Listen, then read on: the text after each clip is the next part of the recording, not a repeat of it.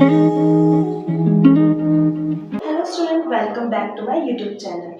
तो हमने पिछले वीडियो में पढ़ा था कंज्यूमर बिहेवियर के बारे में, कंज्यूमर इक्विलिब्रियम के बारे में, डिमांड और लॉ ऑफ डिमांड के बारे में। हमने क्या पढ़ा था कि जो प्राइस और क्वांटिटी डिमांड है वो आपस में इन्वर्स रिलेशनशिप रखते हैं। वो एक बढ़ता है तो एक कम हो जाता है, तो इनका रिलेशन इन्वर्स होता है आपस में। बट अब हम एक बहुत इम्पॉर्टेंट सवाल पूछ रहे हैं, प्राइस चेंज होने पर डिमांड कितना चेंज होता है। आखिर मतलब मान लीजिए प्राइस हमने ज़्यादा चेंज की तो डिमांड कितनी चेंज होगी, इसके बारे में पढ़ेंगे। इस चेंज को मेज़र करने के लिए हम पढ़ते हैं इलास्टिसिटी ऑफ डिमांड। इलास्टिसिटी ई का मतलब होता है रिस्पॉन्सिवनेस और सेंसिटिविटी। इसको हम इसके डेफिनेशन के थ्रू समझते हैं कि आखिर इलास्टिसिटी ऑफ डिमांड होता क्या है। Elasticity of demand refers to the responsiveness of quantity demanded to change in price। इसका मतलब ये है कि प्राइस चेंज होने पर क्वांटिटी डिमांड कितना चेंज होता है। क्या मान लीजिए अगर प्राइस उसे हम इलास्टिसिटी बोलते हैं कि अगर प्राइस थोड़ा चेंज हुआ तो क्वांटिटी डिमांड कितना चेंज होगा। इसके बारे में पढ़ने को हम क्या कहते हैं, इलास्टिसिटी। चेंजेस के बारे में जानने को या पढ़ने को हम इलास्टिसिटी बोलेंगे। एग्जाम्पल के लिए अगर प्राइस थोड़ा सा बढ़ा और डिमांड बहुत ज़्यादा चेंज हो गया तो हमें उसे बोलेंगे डिमांड इलास्टिक है। और अगर प्राइस बढ़ने पर डिमांड ऑलमोस्ट सेम रहा तो हम बोलेंगे कि जो डिमांड है वो इनइलास्टिक है। ठीक है। इसके बाद प्राइस इलास्टिसिटी के अंदर क्लास 11th में सबसे इम्पॉर्टेंट चीज़ हम पढ़ने वाली है प्राइस इलास्टिसिटी ऑफ डिमांड। कि प्राइस इलास्टिसिटी ऑफ डिमांड क्या है। Price elasticity of demand measure the degree of change in quantity demanded due to change in price of a commodity। Price elasticity of demand price elasticity of demand measure करता है कि quantity demand कितना change हो रहा है price of a commodity change होने पर। मतलब कमोडिटी की प्राइस चेंज होने पर कितना क्वांटिटी डिमांड चेंज हो रहा है, प्राइस इलास्टिसिटी वो मेजर करता है। ये कि किसी चीज़ की कमोडिटी का डिमांड उसके प्राइस पर कितना डिपेंड करता है उसके बारे में बताता है। ठीक है। इसका मेनली 5 टाइप होता है, type of price elasticity of demand. और प्राइस इलास्टिसिटी ऑफ डिमांड के 5 टाइप होते हैं। पहला होता है परफेक्ट इलास्टिक डिमांड, दूसरा परफेक्टली इनइलास्टिक डिमांड, तीसरा रिस्पेक्टिवली इलास्टिक डिमांड, तीसरा रिलेटिवली इलास्टिक डिमांड, चौथा रिलेटिवली इनइलास्टिक डिमांड, पांचवा यूनिट इलास्टिक डिमांड। ठीक है। हम पहला समझते हैं कि आखिर परफेक्ट इलास्टिक डिमांड क्या होता है। परफेक्ट इलास्टिक डिमांड में हमें ये बताया जाता है कि प्राइस में थोड़ा भी चेंज आने पर डिमांड बहुत ज़्यादा चेंज हो जाती है। ठीक है। कई बार प्राइस में थोड़ा सा चेंज आने पर डिमांड ज़ीरो भी हो जाती है, उसमें वो होता है परफेक्ट इलास्टिक डिमांड। हम एग्जाम्पल के थ्रू समझते हैं कि आखिर प्राइस परफेक्ट इलास्टिक डिमांड क्या होता है। मान लीजिए मार्केट में सॉल्ट की कीमत 20 रुपये के जी है। हर शॉप पे 20 रुपये के-जी 20 रुपये का 1 किलो सॉल्ट मिल रहा है। ठीक है। आप एक दुकान पे गए, वो दुकानदार 21 के-जी का सॉल्ट बेच रहा है, तो आप उससे क्या बोलेंगे कि हमारे पड़ोस में तो 20 रुपये किलो बेच रहे हैं, तुम 21 रुपये क्यों बेच रहे हो।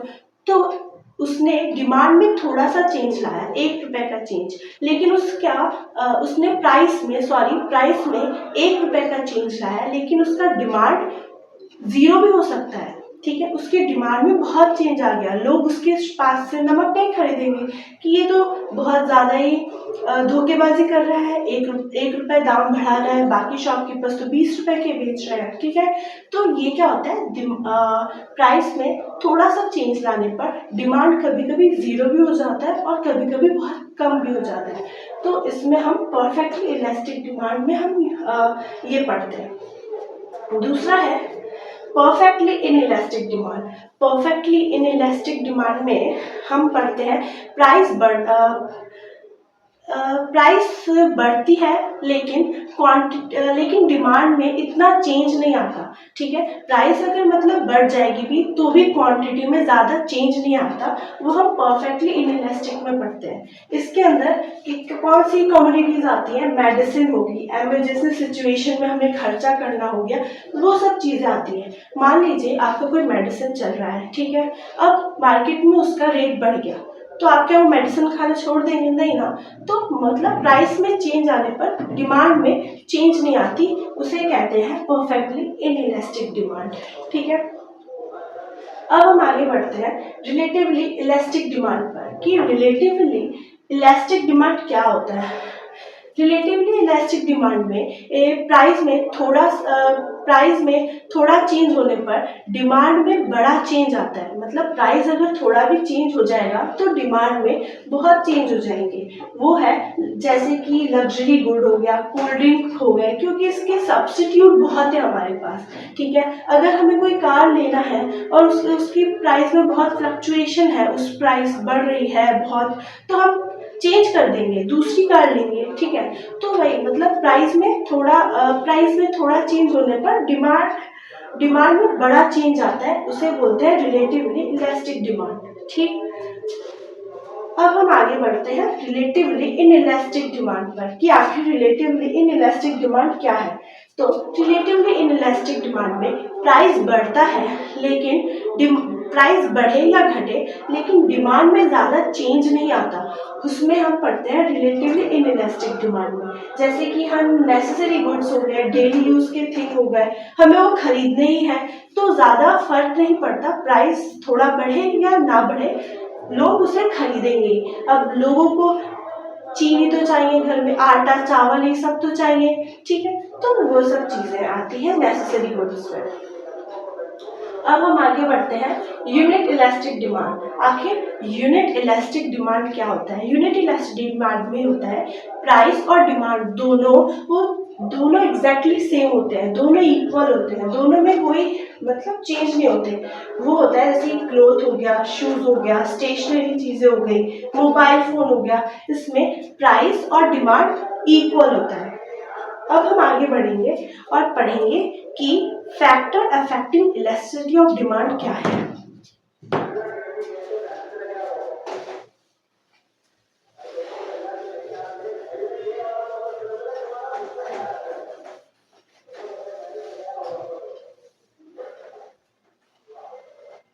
कि आखिर कौन से फैक्टर हैं जो इलास्टिसिटी ऑफ डिमांड को इफेक्ट करते हैं।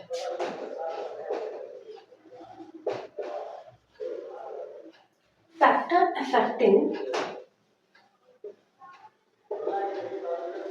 इलास्टिसिटी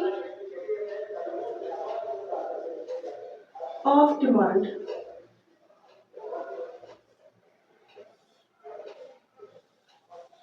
तो पहला है natural commodity.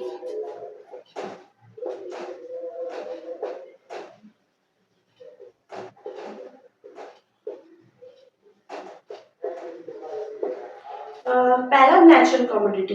Elasticity her good के लिए ना, इलास्टिसिटी जो है वो हर गुड के लिए डिफरेंट होती है। मतलब वो हर गुड के लिए सेम नहीं होती, किसी गुड के लिए अलग और किसी गुड के लिए अलग होती है। किसी गुड के लिए इलास्टिक, किसी गुड के लिए इनइलास्टिक होती है। ठीक है, जैसे कि मान लीजिए नेचुरल कमोडिटी में जो नेसेसरी गुड्स है,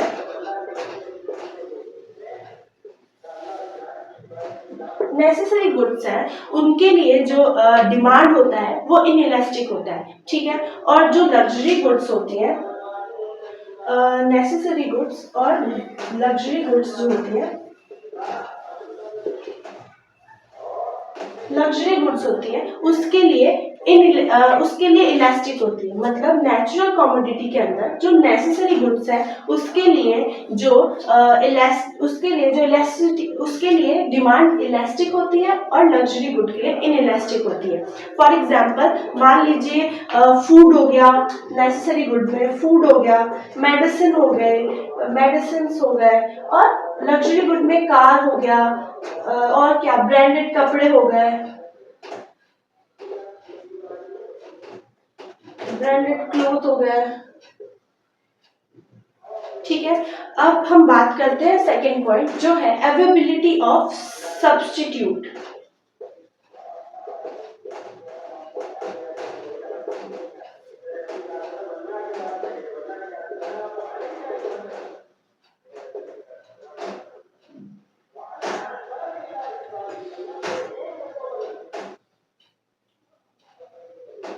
अवेलेबिलिटी ऑफ सब्स्टिट्यूट्स कि अगर हमारे पास सब्स्टिट्यूट हो, मतलब अगर हम चाय और कॉफी, फॉर एग्जांपल मान लीजिए टी और कॉफी, अगर आपके पास सब्स्टिट्यूट अवेलेबल है तो जो डिमांड होगी वो इलास्टिक होगी। आप टी भी चूज कर सकते हैं और कॉफी भी चूज कर सकते हैं। किसी की प्राइस बढ़ गई तो आप कॉफी पी लेंगे, कॉफी की प्राइस बढ़ गई टी पी लेंगे। तो अगर अवेलेबिलिटी ऑफ सब्स्टिट्यूट है तो जो प्राइस है वो इलास्टिक होगी, लेकिन अगर सब्स्टिट्यूट अवेलेबल नहीं है तो जो प्राइस होगी वो इनइलास्टिक होगी। जैसे कि पेट्रोल और डीजल, इनका सब्स्टिट्यूट नहीं है तो जो प्राइस है वो आपकी वो इनइलास्टिक होगी। अब हम तीसरा पॉइंट पढ़ते हैं जो कि है प्रपोर्शन ऑफ इनकम।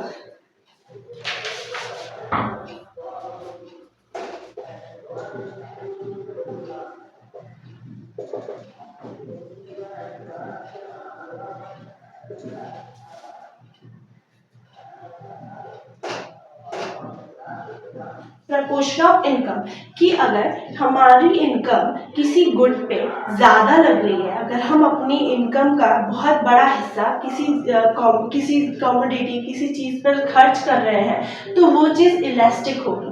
और अगर हमारे इनकम का छोटा हिस्सा किसी गुड पर या किसी कमोडिटी पर या किसी चीज़ पर भी खर्च हो रहा है तो वो इनइलास्टिक होगी। जैसे कि मान लीजिए हाउस रेंट हो गया और मैच बॉक्स हो गया। हाउस रेंट पर हम अपने इनकम का ज़्यादा हिस्सा खर्च कर रहे हैं तो वो इलास्टिक होगा, और मैच बॉक्स जो है उस पर हम अपने इनकम का छोटा हिस्सा खर्च करते हैं तो वो इलास्टिक होगा। उसकी प्राइस में फ्लक्चुएशन पे हमारा कोई असर नहीं पड़ेगा, वो 1 रुपये का हो, 2 रुपये का हो, 3 रुपये का हो, लेकिन हाउस रेंट के प्राइस की फ्लक्चुएशन पे असर पड़ता है। ठीक है, तो फोर्थ पॉइंट है टाइम पीरियड।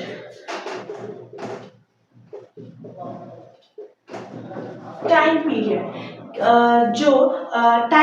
क्योंकि टाइम पीरियड कंज्यूमर को एडजस्ट करने का, किसी भी कंज्यूमर को अगर कोई चीज़ एडजस्ट करने का टाइम मिल जाए तो वो उसके पास सब्स्टिट्यूट ढूंढ लेता है। ठीक है, तो टाइम पीरियड भी बहुत इंपॉर्टेंट फैक्टर होता है इलास्टिसिटी ऑफ डिमांड में।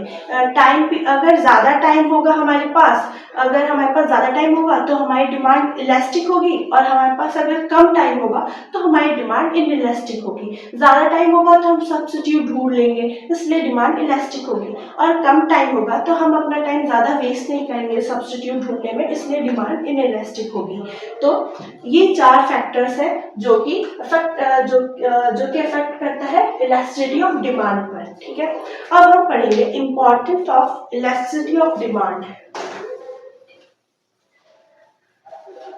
नेक्स्ट पॉइंट है हमारा importance of elasticity of demand.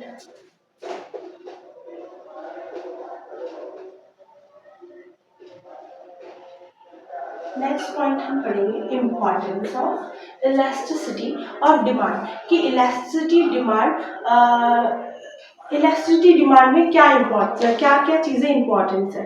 केवल एग्जाम के लिए लिमिटेड नहीं रहता ये। ठीक है, हमारी लाइफ से भी जुड़ा रहता है ये इम्पोर्टेंस जो है, हमारी लाइफ से भी जुड़ा होता है। जैसे कि मान लीजिए फॉर गवर्नमेंट, पहला पॉइंट हम लेते हैं फॉर गवर्नमेंट कि इलास्टिसिटी ऑफ डिमांड गवर्नमेंट के लिए किस तरह से इम्पोर्टेंट है। ठीक है, गवर्नमेंट है वो इलेक्ट्रिसिटी का यूज करती है टैक्स लगाने के लिए, टैक्सेस कलेक्ट करने के लिए कि कितना किस पे क्या टैक्स लगाए। ये चीजें गवर्नमेंट इलेक्ट्रिसिटी के थ्रू लगाती है, ठीक है।